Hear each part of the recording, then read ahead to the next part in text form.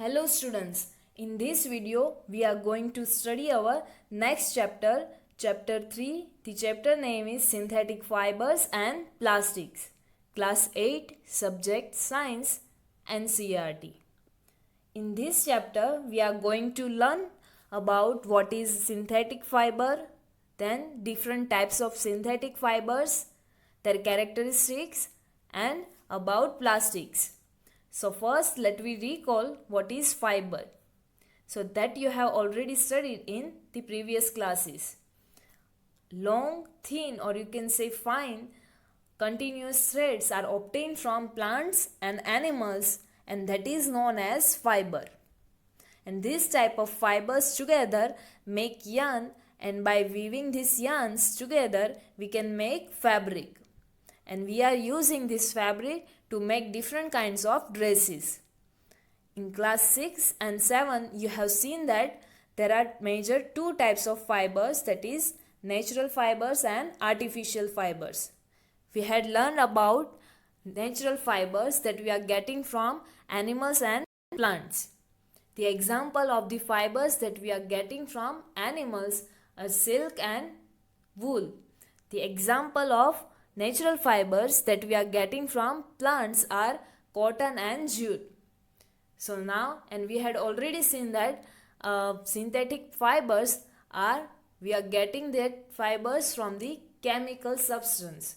So now in this chapter we will learn more about the synthetic fibers. So let's start with the chapter. The clothes which we wear are made from fabrics, and fabrics are made from fibers obtained from natural or artificial sources. So now can you name some natural fibers? So yes, we had seen that cotton, jute, silk, wool are the some of the natural fibers. So fibers are also used for making a large variety of household articles, or you can say articles, that means item. Fibers are used to make different household items like bed sheets, curtains, our dresses, and many more items. So now make a list of some common articles or common items made from fibers and try to separate them into those made from natural fibers and those which are made from artificial fibers. Classify the household items into the natural fibers and artificial fibers and make this entry in the table 3.1. Here the table 3.1 is given to you, natural fibers and artificial fibers. In that first column you have to write the number, then after in the second column you have to write name of article or item, and in the third column you have to write type of fiber. That means which type of fiber is used to make this article, and you have to write also the type of that fiber, that is natural or artificial. So this you have to complete by your own self. You can take some examples like sheets, bed sheets, towels, that is the name of the articles or household item, and the type of fiber which is used to make the towels and sheet, that is cotton, and it is a type of natural fiber. Then you can also take rope. So rope is made from coconut fiber and it is also natural fiber. Then sacks or curtains. So these are made from jute, and jute is also a natural fiber. The next article or item you can take shirts, and shirts are made from silk or many other items. So silk is also a natural fiber. Then you can take one example of artificial fiber, also item which is made from artificial fiber. So bed sheets, then carpet. So this is made from rayon, and rayon is a artificial fiber. So after completing this table, now do you have any question that why did you label some fibers as artificial fiber? Like we had listed that rayon is the artificial fiber. So you have read in the previous classes that natural fibers like cotton, wool, silk, etc. are obtained from plants or animals. The synthetic fibers, on the other hand, are made by human beings, and that is why these are called synthetic fibers or man-made fibers. That is, which means made by the man. So this is why these fibers are known as man-made or synthetic fibers. So now what are the synthetic fibers? Let me know more about this. So try to recall the uniform pattern found in the necklace of beads joined with the help of a thread. As here shown in the figure A necklace is shown to you. Look at the pattern of this necklace. It is joined. There are many beads are joined with the help of a thread. Or you can also recall the pattern of a paper clips which are joined together to make a long chain, which is shown here in the figure B. So is there any similarity between these two? Yes, there is a similarity. This structure or pattern is look like a chain. So a synthetic fiber is also a chain of small units joined together.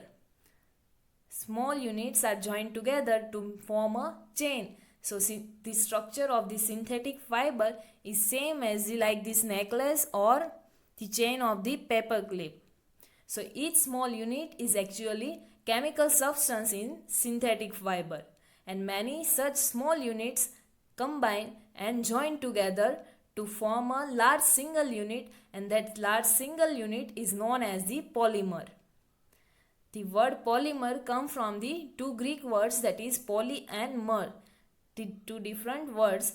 The meaning of poly is many and mer meaning part, or you can say unit. So a polymer is made of many repeating units together one after the other. Same kind of units one after the another. By joining them we can get polymer. So synthetic fiber is a kind of polymer. One another fact is given to you here, that polymers occur in nature also. It is not that always there are man-made polymers. The polymers occur in nature also. The example of that kind of polymer is cotton. For example, is a polymer called cellulose. Cotton is also polymer which is known as cellulose, and it is made up of large number of glucose unit. In that, glucose units are joined or combined together to form a polymer, and that polymer is known as cellulose or cotton. So it is a natural polymer. So now let me see some different types of synthetic fibers. So here the first type, rayon, is given to you. You have read in class 7 that silk fiber obtained from silkworm was discovered in China and was kept as a closely guarded secret for a long time. That people keep that secret for a long time, and fabric obtained from silk fiber was very costly at that time. But its beautiful structure fascinated or attracted everybody at that time, so attempts were made to make silk artificially. Many people tried to make silk artificially. So towards the end of the 19th century, scientists were successful in obtaining a fiber having the properties similar to that of silk. And such a fiber was obtained by chemical treatment of wood pulp, or you can say wood puree, and this fiber was called rayon or artificial silk. And this is how the discovery of rayon or artificial silk made. It was inspired by the silk, discovery of the silk which was made in the China, and that people keep that discovery of silk secret for a long duration of time. And at that time the structure of silk attracted everyone, so many people tried to make the silk artificially. And around the 19th century the scientists find the way to make the artificial silk, and for that they combine the chemical substance, or by the chemical treatment of wood pulp they made the artificial silk, which is now known as the rayon or artificial silk. Although rayon is obtained from a natural sources, that is wood pulp. Wood is a natural source. So we are getting this rayon from the natural source. However, it is a man-made fiber. We are this silk is known as the man-made fiber because we are getting this from the chemical treatment. So it is cheaper than silk and can be woven like silk fibers. So it is also known as the poor man's silk. It is cheaper as compared to the natural silk and it can be woven in like the silk fibers. And it can also be dyed in wide variety of colors. And rayon is mixed with different fibers like cotton to make the bed sheets or mixed with wool to make the carpets. Here in the figure, some articles which are made from rayon is shown to you.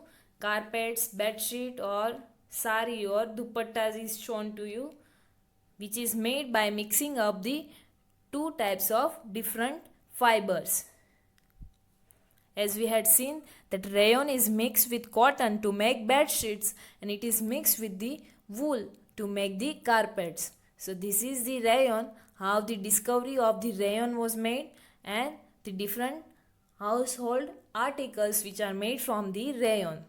Now next let we see the another synthetic fiber, that is nylon. So nylon is another man-made fiber and in 1931 it was made without using any natural raw material like plant or animal. So it is purely man-made fiber. It is made without using any natural raw materials. It was prepared from coal, water and air and it was the first fully synthetic fiber. Nylon fiber was strong. Now the properties of nylon fiber is given to you. It is strong, elastic and light. That means you can stretch the nylon fiber, however it will not break and it is light in weight. So it was also lustrous, that means the nylon fabric will give you a shine and easy to wash. This fabric is easy to wash. So it became very popular for making clothes at that time. So we use many articles or items made from nylons and such examples are given to you, that are socks, ropes, tents, toothbrushes, car seat belts, sleeping bags, curtains, etc. And these items is given to you in this figure. Socks, rope, toothbrush, then curtains are shown to you, various articles made from nylon.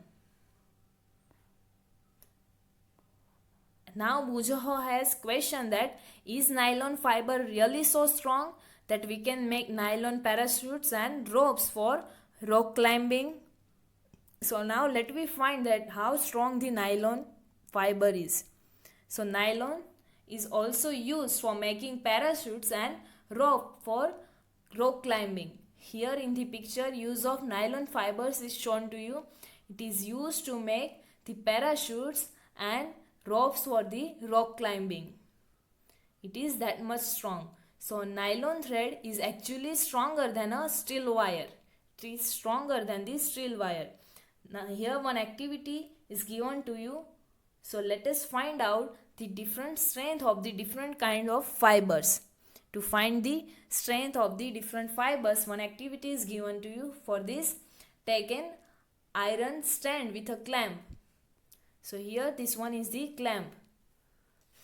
That is a tool that used for holding things very tightly. So take a stand with this clamp. Now take a cotton thread about a 60 centimeter length and tie it to a clamp like this. This one is your cotton thread. Now tie it to the clamp so that it hangs freely from it as shown in the figure. And at its free hand suspend or hang the pan so that weight can be placed in that pan. And add weight one by one till the thread breaks. And note down the total weight required to break the thread, and this weight indicates the strength of the fiber. and repeat the same activity with the different types of thread like wool, polyester, silk, nylon, and write down your observation and readings in this table 3.2, and then after you have to arrange the threads in order for their increasing strength. So here the different types of thread or fiber is shown to you, and you have to write the total weight required to break the thread. So now let me see what is the arrangement and what you will get the observation. So here in the picture the activity arrangement is shown to you. This one is the iron stand, then after clamp is connected to it, and through the clamp the cotton thread is hanged to this, tied to this clamp, and this pan is hanged to the free end of the cotton thread, and one after the another you have to put the weights on this pan. So now let me see the activity. So this is your activity arrangement. A weighing pan which is hang at the free end of the cotton thread, and weights are there. The cotton thread is connected to the tied to the clamp, and in pan you can place the weights one by the another. Each weight represents 0.5 kg or half a kg, and you have to notice at what weight the thread will break. So cotton broke at 2 kg of weight. Then after you have to hang the another thread, that is wool thread, and then after add the weight. So wool broke at 0.5 kg or half kg. Then after we had hang the polyester. So it will break at, let me see, at 3.5 kg. Then after you have to hang this another thread, that is silk thread, and it will broke at 2.5 kg. Then after hang the nylon thread and find out at what weight it will break down.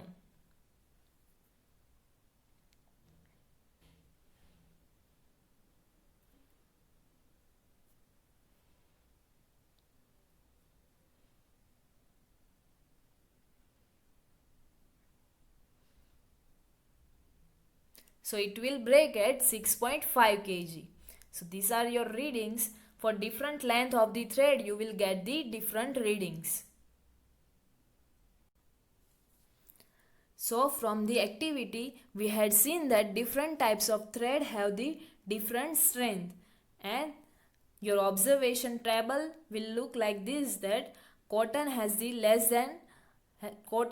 strength less than the silk thread, wool has the lowest weight, that means it has the lowest strength, silk has the greater than cotton thread strength, and nylon has maximum strength, or it can carry maximum weight. So your order will become like this. The strength of thread in increasing order be like this. The lowest strength is wool, then after cotton has the greater strength, then the wool, silk has greater, and the maximum strength nylon has the maximum strength. So this is your observation table. You can also perform this activity at your home. If you don't have this type of apparatus, then you may use a hook or a nail on the wall for hanging the fibers, and a polythene bag at the other hand. And in that polythene bag you can place the weights, and in place of weights you may use marbles or pebbles of similar size. Here you have to take care of one precaution, and that is not that all the threads should be of the same length. All the threads on which you are performing this test, you have to take the length of all the threads equal and almost the same thickness. So here your activity gets over to check the strength of the different types of fibers. So till now in this video we had seen what is synthetic fibers and how it is formed, and two different types of synthetic fibers we had seen, that is rayon and nylon. And then after we had seen one activity to check the strength of the different kinds of thread or fibers. Now in the next video we will see the remaining part of this chapter. Thank you.